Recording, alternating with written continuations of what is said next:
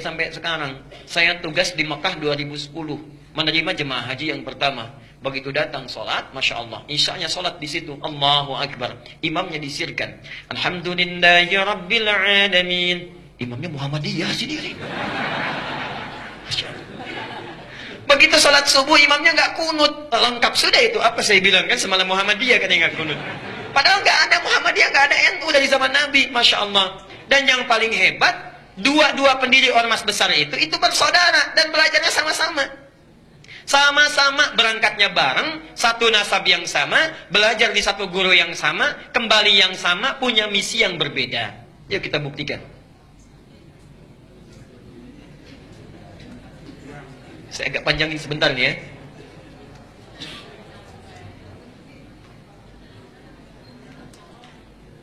Satu, namanya Kiai Haji Muhammad Hashim Al-Ash'ari. Muhammad Hashim Al-Ash'ari.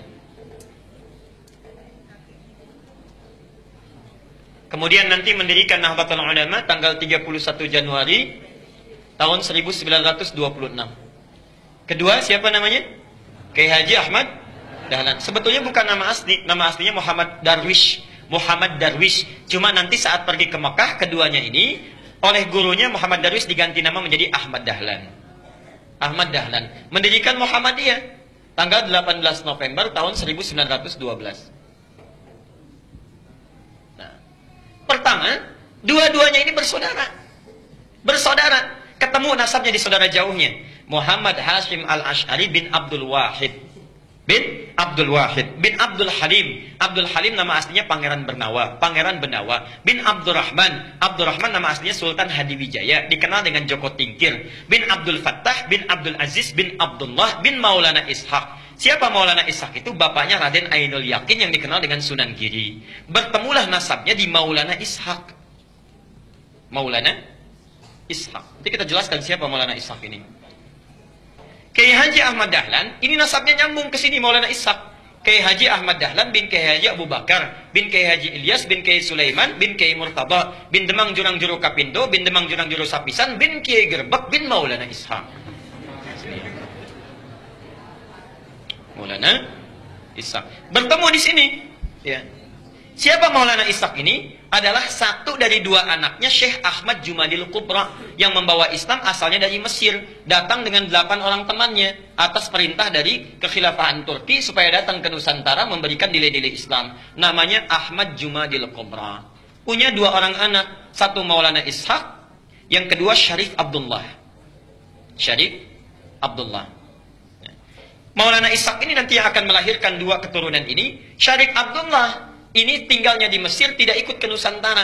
Tapi nanti pada tahun sekitaran awal abad ke-15 akan bertemu dengan seorang perempuan luar biasa yang sudah masuk Islam, anaknya Prabu Siliwangi. Prabu Siliwangi itu siapa? Nama aslinya Pamenah Rasa. Pamenah Rasa punya kekuasaan yang luar biasa, luas ya. Kalau dari Cirebon batas Jawa Tengah sampai dengan ke ujung wilayah Banten, ibu kotanya di Bogor. Dulu namanya Pamenah Rasa. Pamenah Rasa ini dulu inspeksi datang ke wilayah Subang pada masa itu sampai dengan ke Karawang. Di Karawang itulah bertemu dengan seorang perempuan yang bersih luar biasa, cantik, taat, sedang baca Quran. Muridnya Syekh Hasanuddin. Syekh Hasanuddin itu karena dulu menimba ilmu Qurannya di Mekah, dikenal dengan Ummul Qura, maka disebut dengan Syekh Qura. Syekh Qura. Siapa perempuan ini? Namanya Nyai Subang Larang. Nyai Subang Larang. Jatuh cinta dengan Nyai Subang Larang, menikahlah dengan beliau ini. Setelah menikah, pada tahun 1423, memiliki keturunan pertama laki-laki, diberi nama dengan Walang Sungsang. Walang Sungsang. 1426 punya anak yang kedua, perempuan, diberi nama Nyai Rara Santang. Rara Santang. 1427 lahir anak yang ketiga, diberi nama dengan Raja Sengara. Raja Sengara. Nah, kakak ini, 2 kakaknya, Walang Sungsang dengan Rara Santang, kemudian muncul satu masa ingin berhaji. Datanglah ke kota Mekah. Ya. Kemudian mereka datang ke Mekah setelah menunaikan ibadah haji, berganti nama. Ini Walang Sungsang menjadi Ki Abdullah Iman. Kan yang ini ya, Abdullah Iman namanya. Gelarnya Ki Samadullah. Gelarnya Ki Samadullah, Kiai Samadullah. Samadullah. Ini Rara Santang berganti nama menjadi Syarifah Mudaim. Syarifah Mudaim. Saat akan pulang di jalan bertemu dengan Syarif Abdullah. Syarif Abdullah langsung meminang Syarifah Mudaim untuk dijadikan istrinya. Menikahlah kedua orang ini, lantas berangkat ke Mesir. Di Mesir kemudian mereka menyatu, bersama-sama berumah tangga, melahirkan seorang anak namanya Syarif Hidayatullah.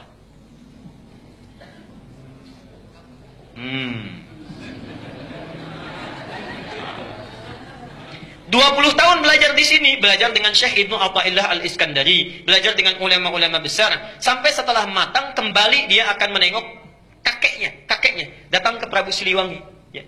Karena kakeknya tinggal di wilayah Jati, diberikan kekuasaan di situ, diangkatlah dan dikenal dengan Sunan Gunung Jati di kemudian hari. Itulah Syarif Hidayatullah, keturunan dari sini.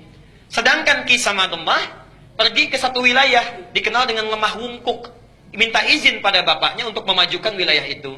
Di Lemah Wungkuk itu, Masya Allah, itu etnisnya campuran. Ada orang Cina, orang Arab, orang lokal, masih belum bagus. Minta izin supaya ditata. Campuran dalam bahasa lokal itu disebut dengan caruban. Oh, caruban. Begitu datang ke sini, ya, dikelola, dirawat dengan baik sampai tumbuh pesat luar biasa. Masya Allah, tiba-tiba melihatlah seorang anak perempuan, putri dari seorang pembesar Syah Bandar namanya Ki Gedeng Alang-Alang, punya putri namanya Nyai Kencana Larang. Kencana Larang. Ya. Menikah dengan Kencana Larang. Setelah menikah, untuk mengabadikan namanya, maka disebut dengan Caruban Larang, Caruban Larang, Caruban Larang. Lisan orang sana menyebut Caruban, Caruban, Caruban. Berubah sekarang menjadi Cirebon, Cirebon, Cirebon, Cirebon. Nah, muncul Cirebon. Ibunya Nyai Subang Larang sudah lama berumah tangga, ingin menengok. Di perjalanan lewat di satu daerah, ajalnya tiba, meninggallah di situ. Untuk mengenang sampai sekarang disebut dengan daerah Subang. Orang Subang belum tentu tahu itu. Nah, ya. Nah, terus apa cukup? Jadi muncul Cirebon. Nah, karena Cirebon sudah maju, maka kemudian diangkatlah, diberi gelar oleh Prabu Siliwangi, diberi gelar namanya Mangkubumi. Ya, Mangkubumi. Ini pertama gelar ini. Mangkubumi itu artinya khalifah fil ard.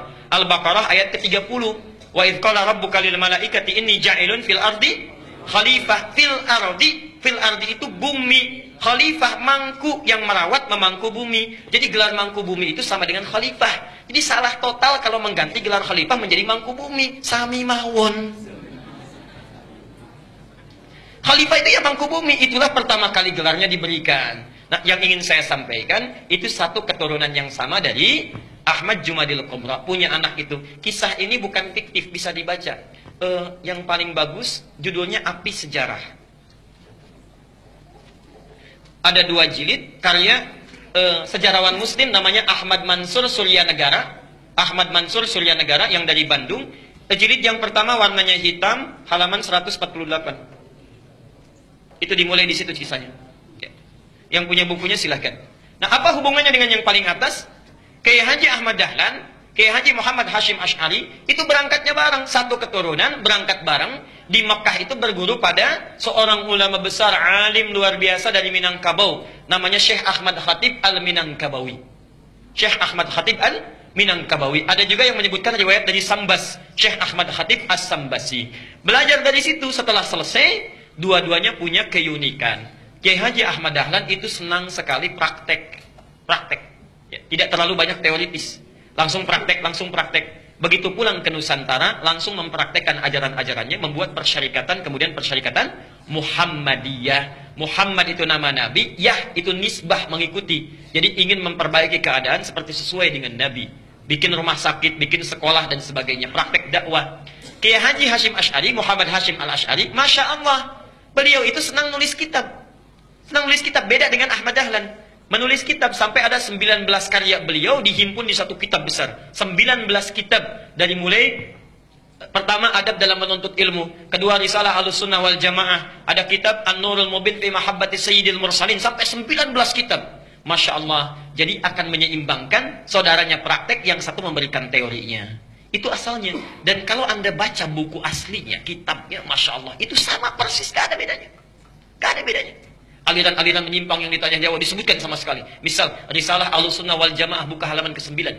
Faslu awal zuhuril bid'ah fi ardi Jawa wal mubtadi'ina fiha. Pasal menerangkan tentang awal munculnya bid'ah di tanah Jawa dan siapa tokoh-tokohnya. Bid'ah yang dimaksudkan bukan fikih tapi akidah. Tapi akidah. Halaman ke-10 paragraf yang kedua, baris 1 sampai dengan baris yang ke-4. Silahkan lihat. Wa minhum rafidhiyuna. Di antara aliran bid'ah itu adalah Syiah Rafidah. Syiah. Ya. Beliau langsung menyebutkan, bukan saya. Beliau langsung yang menyebutkan.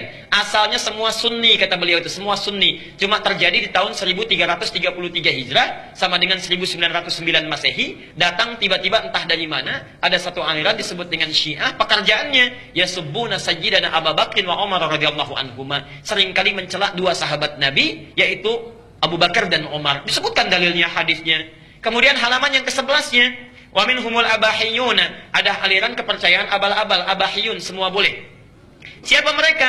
Yang merasa dekat dengan Allah, wasafa qalbuhu, hatinya merasa sudah bersih, jernih. Sehingga kalau sudah bersih jernih itu tidak berlaku ketentuan dan larangan. Jadi kalau nggak sholat pun nggak apa-apa karena sudah dekat dengan Allah. Gelarnya tinggi, Pak Kiai. Pak Kiai kok nggak sholat ya? Kan sudah adzan. Jasad bapak bersama adik, tapi roh bapak sedang sholat. Nah itu diantara yang kacau itu ya. Jadi larangan nggak berlaku karena sudah dekat dengan Allah. Ini penyimpangan langsung disebutkan di Quran surah ke-2 ayat 80 Al-Baqarah. Ya. Ada lagi aliran yang reinkarnasi tanasukhil arwah. Ya. Bahkan ada jahlatul mutasawwifah, orang sufi yang paling bodoh. Orang sufi yang paling bodoh disebutkan oleh beliau. Siapa itu? Itu yang mengaku menyatu dengan Tuhan. Mengaku dengan Tuhan. Allah sedang menyatu dengan dirinya, manunggaling kaulah Gusti. Siapa kamu? Saya adalah Allah. Allah sedang apa? Allah sedang makan. Nah itu sudah lain. Jadi itu diantara kitab-kitab beliau. Nah, jadi tidak ada bedanya. Kisah yang terakhir yang ingin saya tutup, satu kali muridnya Kiai Haji Hasyim Asy'ari itu berkunjung ke Kauman ke Jogja.